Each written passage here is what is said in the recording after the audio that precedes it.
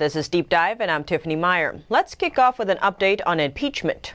Trump has rejected an invitation to testify at his impeachment trial. His defense lawyers calling it a public relations stunt.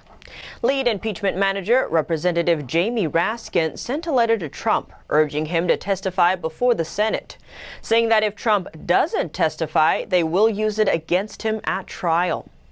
Trump's defense team brushed off the letter, saying it only shows they cannot prove their allegations against Trump. That is, accusing him for inciting the violence at the Capitol. Trump's defense team argues that his words are protected under free speech, and he did not directly incite violence. Trump lawyer David Chun says there is no such thing as negative inference in this unconstitutional proceeding. He added, "Your letter only confirms what is known to everyone. You cannot prove your allegations against the 45th President of the United States, who is now a private citizen." There has been debate about whether or not the trial is constitutional, since Trump no longer holds office. 55 senators voted it was constitutional, while 45 senators voted that it is not.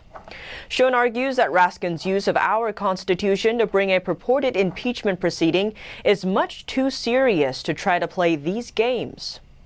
Trump's lawyers have indicated that they will argue that the impeachment trial is unconstitutional because Trump has left office, and that his act of speaking to a crowd on January 6th was protected under the First Amendment.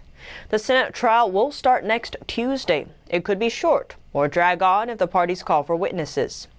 An advisor said Thursday Trump's lawyers plan to display a timeline and images from the U.S. Capitol on January 6th that back up the case that he didn't incite the storming of the building. Trump advisor Jason Miller made the comments during a virtual appearance on Newsmax. Miller said people should know from Trump's record that he's the most pro-law and order president ever, that he deplores any sort of mob violence, especially after the summer. Court documents from cases against people who stormed the Capitol suggest that at least some of the participants that day pre-planned the attack.